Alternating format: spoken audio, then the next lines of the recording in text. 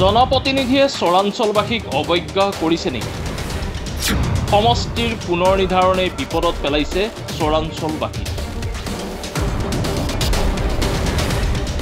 খহনীয়া ৰোধত গুৰুত্ব নিদিয়াৰ অভিযোগ জনপ্ৰতিনিধিৰ বিৰুদ্ধে।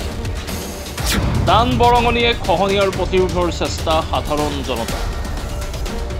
চেহমান আলী এজন ব্যৰ্থ বিধায়ক।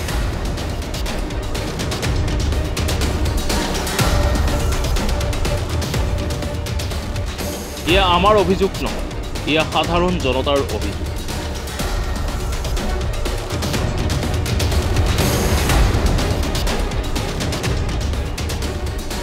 চেঙাৰ চৰাঞ্চলবাসীয়ে সমষ্টিৰ পুনৰ নিৰ্ধাৰণ কৰাৰ পাছতেই বিপদত পৰিছে।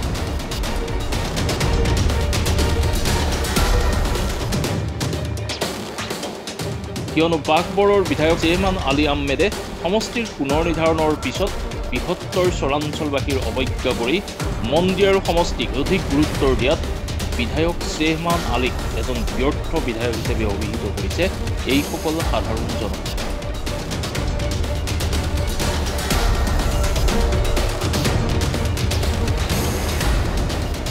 আনহাতে বৰ্তমান চেঙাৰ বিধায়ক আশ্ৰাফুল হুছেইনে চেঙাৰ সমষ্টিত নতুনকৈ অন্তৰ্ভুক্ত হোৱা অঞ্চলসমূহক গুৰুত্ব নিদিয়াৰ ইতিমধ্যে অভিযোগ উত্থাপন হৈছে।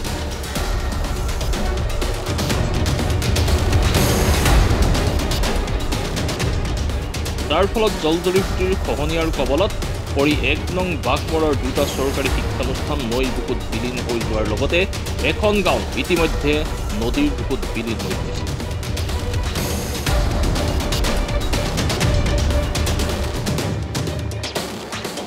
তাৰ পাছতো চৰকাৰ তথা জনপ্ৰতিনিধিয়ে আজিৰ পৰ্যন্ত খহনীয়াৰ প্ৰতিৰোধৰ বাবে তিলমানো ব্যৱস্থা গ্ৰহণ কৰা নাই।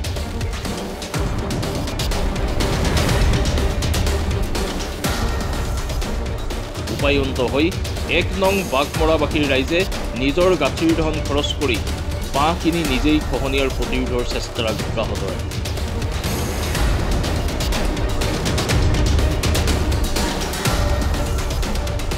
শেষত সংবাদ মাধ্যমৰ যোগেদি চৰকাৰ তথা বিভাগীয় কৰ্তৃপক্ষৰ লগতে জনপ্ৰতিনিধিক অতি সোনকালে ১ নং বাঘমৰা চৰৰ খহনীয়াৰ প্ৰতিৰোধৰ স্থায়ী সমাধান কৰিবলৈ দাবী জনাইছে ভুক্তভোগী ৰাইজে। আমি কৃষক মানুহ, কৃষি কৰি খাওঁ। আমাৰ চব মাটি নদীত গৰাখহাই লৈ গৈছে। আমি আজি ১৫ দিন ধৰি আমি হাজিৰা কৰা মানুহ আমি ১৫ দিন ধৰি আজি গাঁঠিৰ ধনেদি বাঁহ কিনিছোঁ, চুপাৰ পৰা কাটি আনিছোঁ। আজি আমি ইয়াতে কাম কৰি আছোঁ। চৰকাৰে আমাৰ ফালে কিয় চকু নিদিয়ে? আমাৰ এইটোৱে চৰকাৰৰ প্ৰতি আহ্বান যে ইমান আজিকালিৰ যুগত চন্দ্ৰত যাব লগা হৈছে মানুহ, কিন্তু নদী কিয় ৰোধ কৰিব নোৱাৰে চৰকাৰ?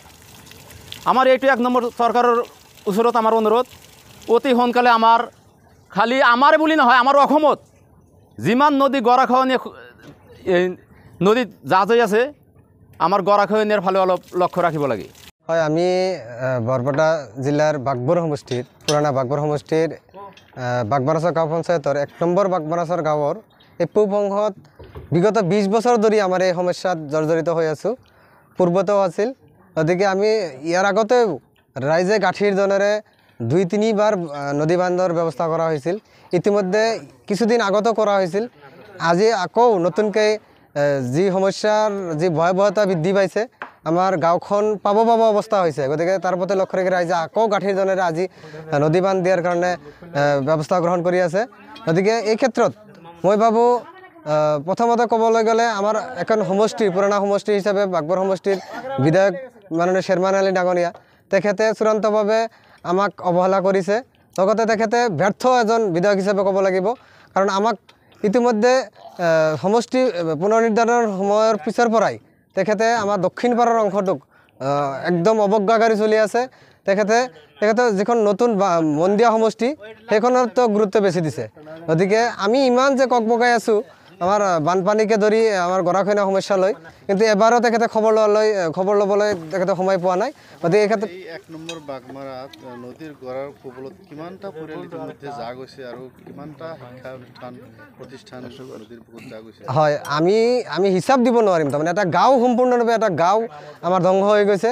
লগতে যোৱা বছৰ এখন প্ৰাথমিক বিদ্যালয়, এখন ME স্কুল, টোটেলি একদম নদীৰ বুকুত যা গৈছে গতিকে এনেকৈ কিমান পৰিয়াল যে গৈছে আমি হিচাপ কৰিব নোৱাৰিম ইতিমধ্যে এতিয়া নতুনকৈ আমাৰ যদি 1 নম্বৰ গাঁও একদম মেইন গাঁও পাব হৈছেহি গতিকে আমি এই ক্ষেত্ৰত আৰু আমি বুলি নহয় চবেই জানেই আমাৰ কি সমস্যা এই সমস্যাটো চবেই জানেই গতিকে মই কৈছোঁ নহয় বিধায়ক চেয়াৰমেন ডাঙৰীয়াই তেখেতে যদি ইচ্ছা কৰিলে হয় হয়তো আমাৰ এই সমস্যাখিনি কিছু হ'লেও আমি সমাধান কৰাৰ এটা চেষ্টা কৰিলে আমি কিছু হ'লেও সকাহ পালোঁ হয় কিন্তু তেখেতে কোনো ধৰণৰ গুৰুত্ব দিয়া নাই লগতে চেঙা সমষ্টি যিখন এতিয়া নতুনকৈ চেঙা সমষ্টিৰ অন্তৰ্গত হৈছোঁ যেনেকৈ বিধায়ক চেয়াৰমেনে যেনেকৈ নিজৰ সমষ্টি বাদ দি মন্দিয়া সমষ্টিত গুৰুত্ব দি কাম কৰি আছে তেনেকৈ বিধায়ক আশৰাফুল হুছেইনেও তেখেতে হিচাপত আমাৰ হিচাপে অলপ গুৰুত্ব দিব লাগিছিল তেখেতেও আমাক গুৰুত্ব নিদিয়ে গতিকে আমি যদিও সমষ্টি আছোঁ যদি কিন্তু পুৰণা বাঘবৰ আৰু নতুন চেঙা আমাক কোনো এজন বিধায়কে আমাক গুৰুত্ব দিয়া নাই আৰু লগতে চৰকাৰেতো আপোনালোকে জানেই গোটেই অসমতেই এই গৰাখহনীয়া সমস্যাটো সমাধান কৰাত ব্যৰ্থ হৈ আছে গতিকে কেৱল আমি বুলি নহয় আমাৰ এনেকুৱা গৰাখহনীয়া বহুত চৰাঞ্চলত হৈ আছে বিশেষকৈ আমাৰ বাগবাৰাচৰতে আমাৰ 3 নম্বৰ বাগবাৰাতো হৈ আছে গতিকে চৰকাৰক আমি টানি অনুৰোধ জনাইছোঁ যেহেতু দুখীয়া ৰাইজ সিহঁতৰ মানে হাড়ে হিমজুৱে কষ্ট কৰি জীয়াই আছে সিহঁতৰ গাঁঠিৰ ধৰণে যাতে প্ৰত্যেক বছৰে এনেকৈ নিজৰ মানে জীৱন সম্পত্তি নিৰাপত্তাৰ কাৰণে এনেকৈ যাতে নদী বান্ধ নাইবা প্ৰতিৰোধী ব্যৱস্থা গ্ৰহণ কৰিব নালাগে চৰকাৰে এই ক্ষেত্ৰত অলপ দৃষ্টি দিব লাগে অন্যথা আমাৰ দুখীয়া ৰাইজে অতি সোনকালেই মানে নিশ্চিন্ন হৈ যাব